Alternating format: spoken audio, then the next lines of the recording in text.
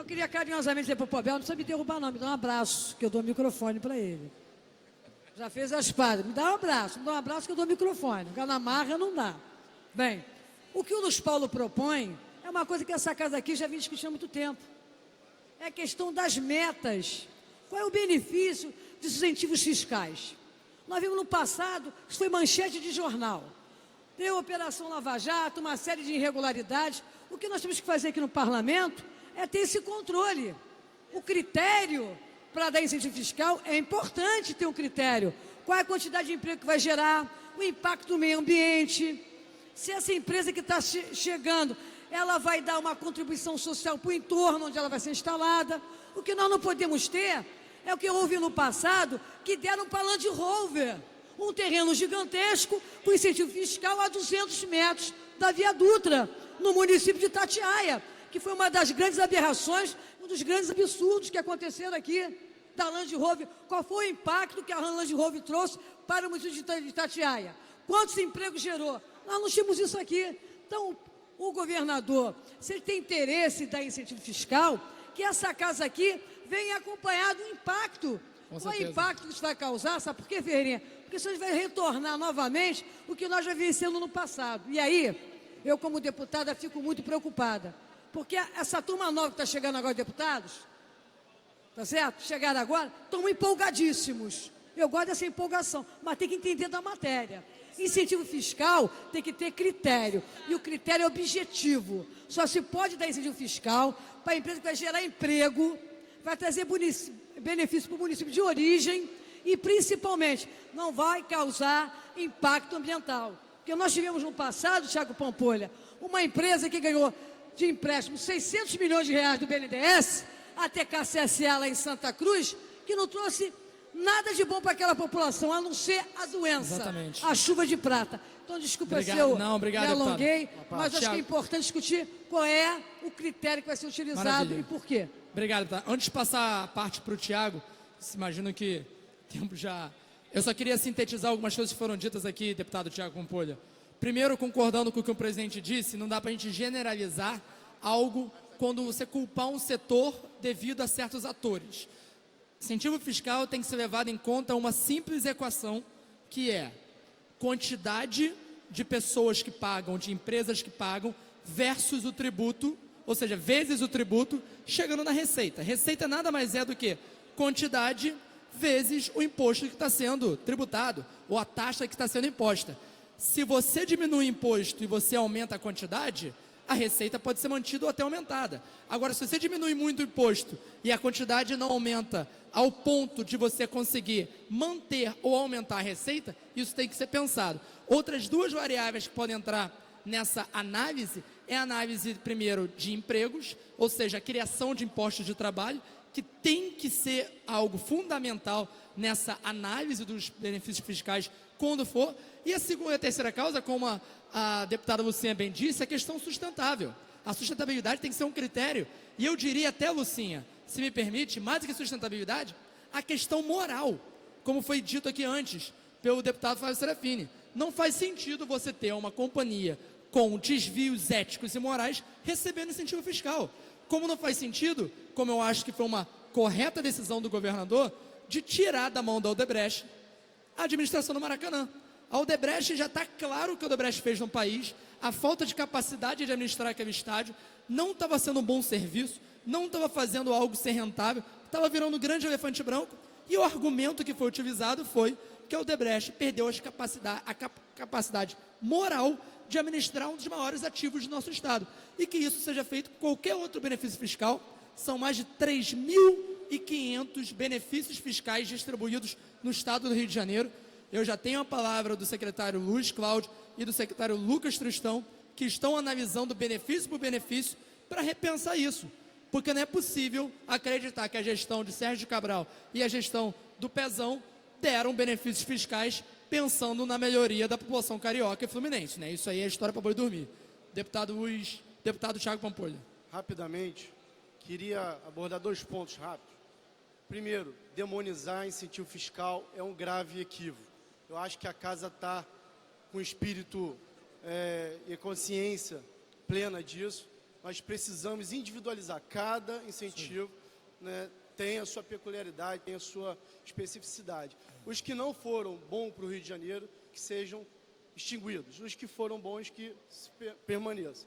É óbvio, aqui na linha do que o deputado Max colocou, que esse projeto pode sim trazer entraves de novas empresas chegarem, proporem, né, utilizarem os incentivos fiscais por conta da insegurança jurídica que isso pode causar. Nós podemos, por exemplo, discutir, no momento em que o governo mandar para essa casa a mensagem, a proposta de incentivo fiscal, discutir individualmente, naquela proposta, a cobrança de metas. Nós podemos estipular, inclusive, que cada projeto que seja enviado para cá, o que está no texto aqui do projeto do deputado Luiz Paulo, seja cobrado individualmente dentro daquela realidade, daquele projeto, para que a gente possa fazer essas cobranças entendendo a realidade factual daquela proposta, não de uma forma universal, onde coloca todos os incentivos no mesmo bojo e cria a insegurança jurídica aqui trazida pelo deputado Max. Muito obrigado. Obrigado, deputado Tiago. Deputada Dani Monteiro. Só queria trazer uma breve contribuição, Renan, a sua fala que está sendo muito importante, de um projeto de muita relevância que é do deputado Luiz Paulo. A gente viu nos últimos anos essa casa aprovar diversas isenções fiscais e fazer sangrar os equipamentos públicos e os direitos sociais. Eu, como estudante da UERJ, particularmente, vi a minha universidade agonizar e passar quase que 2 anos fechadas por falta de orçamento numa crise do Tesouro do Estado, que era colocado como a questão das isenções fiscais, né? Não tinha arrecadação, não tinha orçamento para as universidades estaduais, o que foi uma grave crise do nosso Estado, e também colocar a questão do desemprego. Não podemos esquecer que pós o período de mega eventos e pós essa farra das isenções, o Rio de Janeiro chegou a figurar numa curva nacional, de qual a cada 10 brasileiros que ficavam desempregados, 8 eram do nosso Estado. E esses 8 eram prioritariamente do espaço da construção civil, Odebrecht, todas essas empresas envolvidas em esquema de corrupção. Então não tem como não atrelar as isenções também a esses casos de retirada de direitos. E nós, do pessoal, inclusive, denunciamos aqui sistematicamente na casa e vamos seguir denunciando. E por isso, para nós, o projeto do deputado Luiz Paulo é tão relevante, é primordial para essa casa. Obrigado, deputada Dani Monteiro. Presidente, obrigado. Eu acho que só agradecer ao plenário pela discussão. A gente é pago para isso, a gente é pago para estudar, para decidir e para falar sobre o futuro do nosso Estado. Eu acho que de tudo que é falado nessa casa, acho que a gente poderia ter mais importância com os assuntos estruturais que têm um impacto real e não pessoal na economia do nosso Estado. Obrigado, presidente. Próximo orador é o deputado Flávio Serafini. Presidente, aproveita aqui, chama a atenção dos senhores e senhoras deputados. No ano passado, quinta-feira da semana ordinária, na próxima quinta-feira, 11 horas e 40 minutos, e a sessão ordinária nós vamos trazer de 15 horas para 12 horas. Tá certo? Alguém contra? Não entendi, presidente. Essas audiências vão ser que dia? Sessão extraordinária, 11 horas e 40 minutos na próxima quinta-feira. Mas na quinta não é o dia? Extraordinária. Não será ponto facultativo, não, vamos trabalhar. E a de 15 horas vamos trazer para 12 horas, tá bom? Com a palavra, deputado Flávio Serafim. O que vai fazer é puxar para mais cedo, é isso? Ah, ótimo. Senhor presidente, demais deputados,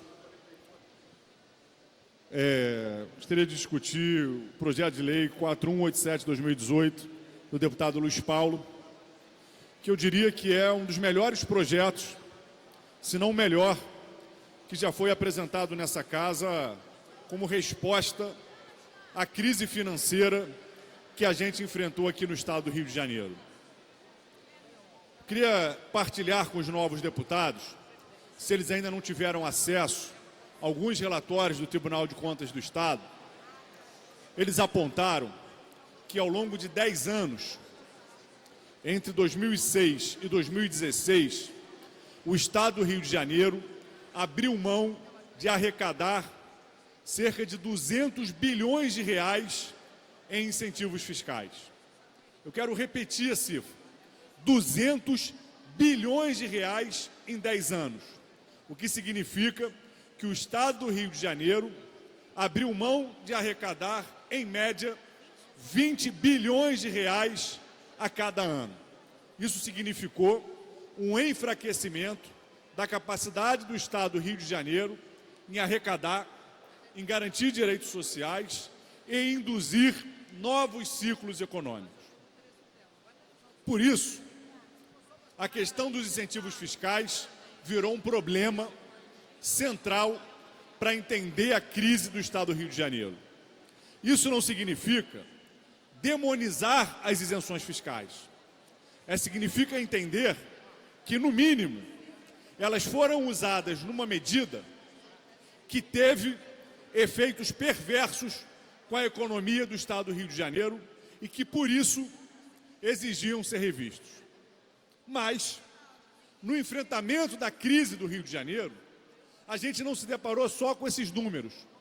A gente se deparou também com informações de que uma parte enorme desses incentivos fiscais foram frutos de esquema de corrupção.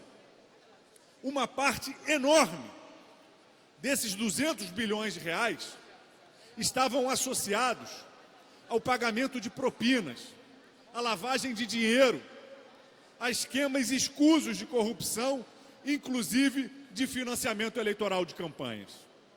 Por isso, a questão dos incentivos fiscais, elas são parte não só de uma agenda de enfrentamento à crise econômica, mas também são parte de uma agenda de enfrentamento aos esquemas de corrupção que continuam entranhados no Estado do Rio de Janeiro. Ou a gente tem capacidade de rever esses esquemas, ou eles vão permanecer, não vão ser desfeitos por inércia. Deputado. Então, eu quero destacar que o projeto do deputado Luiz Paulo trata de quê? Ele estabelece critérios para a concessão de incentivos fiscais. O projeto diz o seguinte: cada incentivo fiscal que for concedido tem que ter claramente metas e objetivos. Aos novos deputados, eu quero lembrar que, ao perguntarmos para a Secretaria de Planejamento como iam o cumprimento das contrapartidas previstas nos incentivos fiscais concedidos no governo Cabral, a resposta foi: não sabemos, não temos nenhum mecanismo de avaliação dessas metas. O que o deputado Luiz Paulo faz? Propõe metas e critérios de acompanhamento dos incentivos fiscais. Isso cria insegurança jurídica? Já vou te dar uma parte, um momentinho. Isso cria insegurança jurídica? Não, isso não cria insegurança jurídica. Por quê? Porque ele estabelece um critério objetivo, que naturalmente, cada caso vai estabelecer quais são as suas metas, mas que vai ter que depois produzir um relatório de que cumpriu essas metas dentro de regras muito transparentes. Isso engessa a ação do governo? Não engessa. É um projeto que está começando a tramitar. Se o parecer dado pelo líder do governo, Márcio Pacheco, tivesse prosperado em todas as comissões e esse projeto tivesse virado um projeto autorizativo, perdendo completamente a sua força de lei, hoje a Assembleia Legislativa estaria perdendo a oportunidade de corrigir as distorções vinculadas aos incentivos fiscais. Deputada Mônica Francisco. Deputado Flávio Serafini, líder da nossa bancada, eu até sinto em fazer a parte na fala de Vossa Excelência, porque traz a consistência das informações e dos dados que essa casa precisa, principalmente para nós, novos deputados e deputadas, precisam entender o processo de desmonte que o Estado do Rio de Janeiro vem vivendo. Nessa manhã, nós tivemos aqui pela Comissão do Trabalho uma audiência pública para requerer do governo os planos e metas para o exercício fiscal de 2019.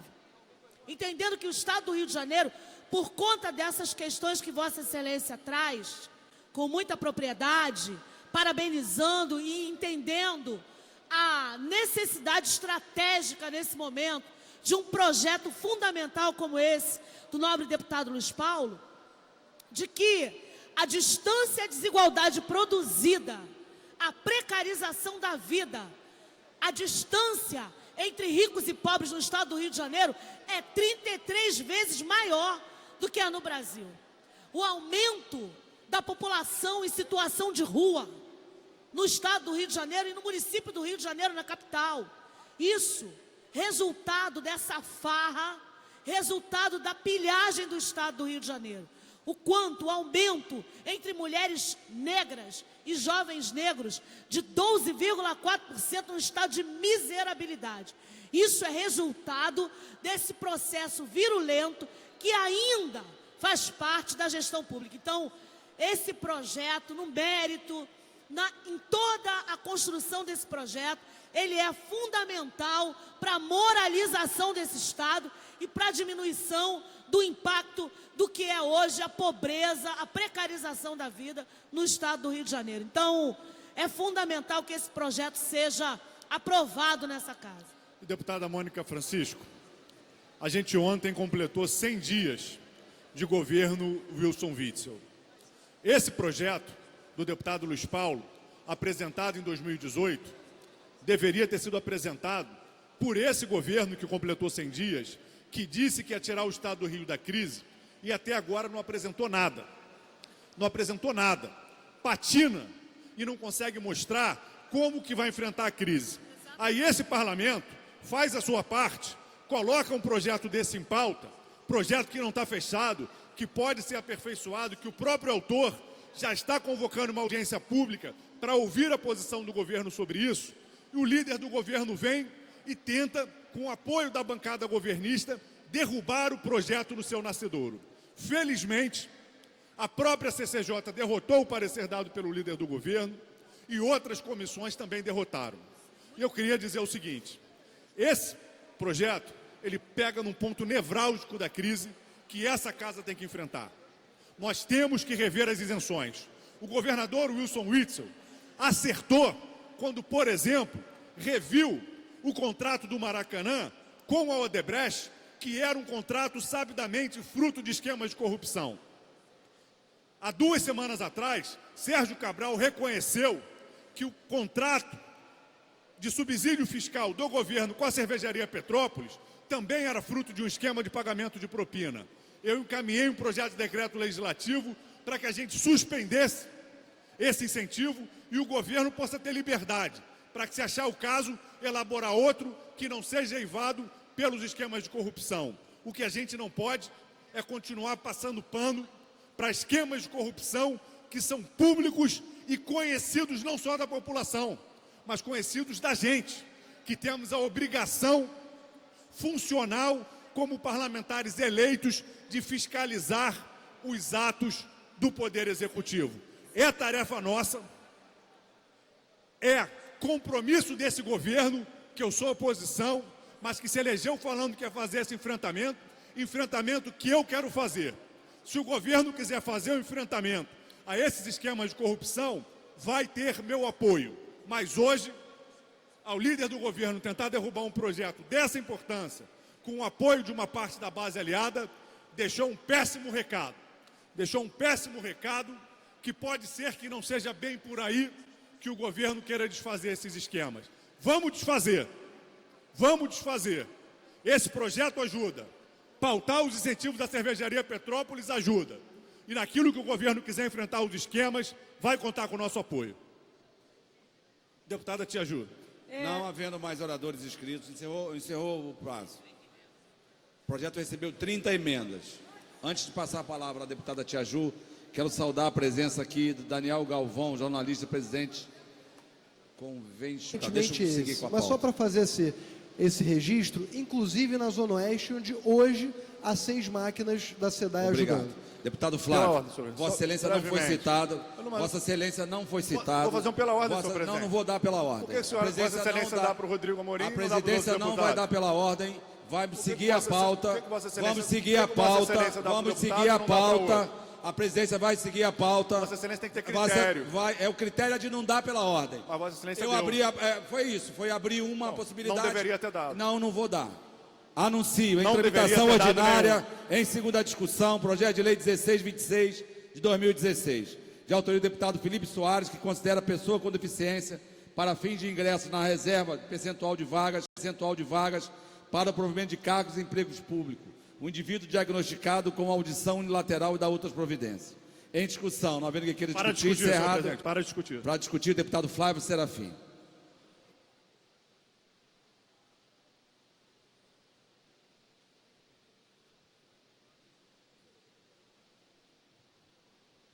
Senhor presidente, Vossa Excelência tem que ter um critério que atenda a todo mundo. Discute o projeto, porque nós não vamos entrar nesse debate, por Tem que favor. ter um critério, Discute o tem que ter critério. um critério que Muitas atenda das a vezes todo eu mundo. deixo Vossas Excelências do pessoal usar a palavra. Então, não deixa era ele- para ter dado, eu não vou dar mais pela ordem, como já está combinado. Vossa Excelência pode discutir Então, à ótimo. vontade o projeto. Por favor, discutir o projeto. Então temos um combinado que vai valer para todo mundo, de que não pode dar pela ordem, assim vamos ter um plenário mais bem estabelecido de como é que se trava o debate. O que não se pode é não ter regras para o debate semelhantes para todo mundo. Essa é a primeira questão. A segunda questão é, se algum deputado não quer aceitar ouvir que está sendo inerte com relação aos esquemas de corrupção ou à própria crise que atende o governo, é importante prestar atenção naquilo que vota. Porque, por pouco, um projeto que pode contribuir para a gente enfrentar a crise que o Estado do Rio de Janeiro está mergulhado, por pouco, esse projeto não foi considerado completamente anulado pelos pareceres da comissão. Se o parecer da CCJ tivesse sido aprovado, transformando esse projeto num projeto autorizativo, ele teria praticamente sido liquidado. Nos 4 anos que eu tive de mandato, eu só vi uma vez um projeto que recebeu um parecer inicialmente para se transformar num projeto autorizativo, depois ter esse projeto transformado e voltar a ser um projeto com força de lei. Então, eu acho que por pouco a gente não quase liquidou um projeto que tinha uma contribuição, que tem uma contribuição importante para o enfrentamento à Presidente, crise. não é para discutir a matéria, presidente? Está interrompendo a fala do deputado, não pode. Leia o regimento. Leia o regimento. Garantir, se Vossa Excelência quiser discutir. Leia o regimento, por favor. Então, a gente, por pouco, não perdeu uma oportunidade de aprovar e fazer caminhar um projeto que é importante para o combate à crise e para o combate à corrupção. Então, faça esse alerta aos deputados que não querem aceitar ouvir determinadas críticas, que não cometam determinados erros, porque ao cometer determinados erros, ficam sujeitos a críticas. É isso que eu queria destacar. Em segundo lugar, parabenizar o deputado pelo projeto, que acho que contribui. Não havendo quem queira discutir, encerrada a discussão, a presente proposta recebeu uma emenda e retorna às comissões. Anuncio o projeto de lei 4138 de 2018, de autoria da deputada Marta Rocha, que declara o fato